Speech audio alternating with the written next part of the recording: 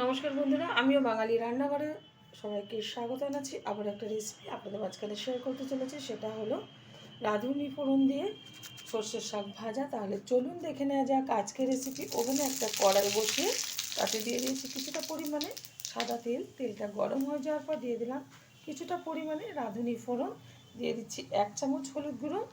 এখন দিয়ে দেবো এখানে বেছে রাখা, ভালো করে ধুয়ে রাখা সর্ষে শাক আর অর্ধেক বেগুন আমি টুকরো করে নিয়েছি।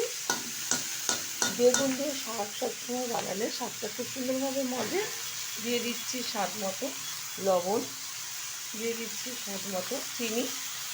মিষ্টিটা যাদের অপছন্দ তারা ব্যবহার করবেন না। আমার এইটুকু যদি আপনাদের ভালো লেগে থাকে আপনারা অবশ্যই চ্যানেলটিকে সাবস্ক্রাইব করবেন, লাইক করবেন, শেয়ার করবেন।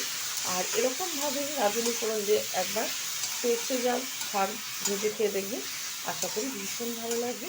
সাথে দিয়ে দিয়েছি কয়েকটা কাঁচা লঙ্কা, ঝালটা যার যার পরিমাণ, মানে যে যেরকম খাবে ঝালের পরিমাণটা বুঝে সেই লঙ্কাটা ব্যবহার করবে।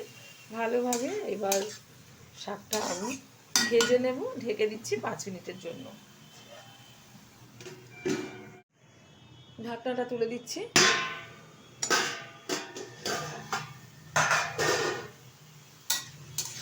এখনও কিন্তু অনেকটাই জল জল ভাব আছে সর্ষে শাকটার মধ্যে। এখন দিয়ে দেবো এর মধ্যে আগে থেকে ভেজে রাখা বিউলির ডালের বড়ি। আমি একটু হাত দিয়ে গুঁড়ো করে নিয়েছি ভাজার পর, দিয়ে দিলাম। এখন ভালোভাবে নাড়াচাড়া করে নেব।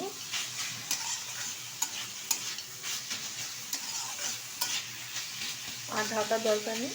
এখন 1.5 থেকে 2 মিনিট মতো হাই আছে রান্না করে নেব শাকটা। সর্ষের শাক কিন্তু খুব সুন্দরভাবে আমি ভেজে নিয়েছি, আর কিন্তু জল জল ভাব নেই, পুরো শুকনো শুকনো। এখন আমি নামিয়ে ঢেলে দেবো একটা পাত্রে। দেখা হবে পরে ভিডিওতে নতুন কোনো রেসিপি নিয়ে। ধন্যবাদ।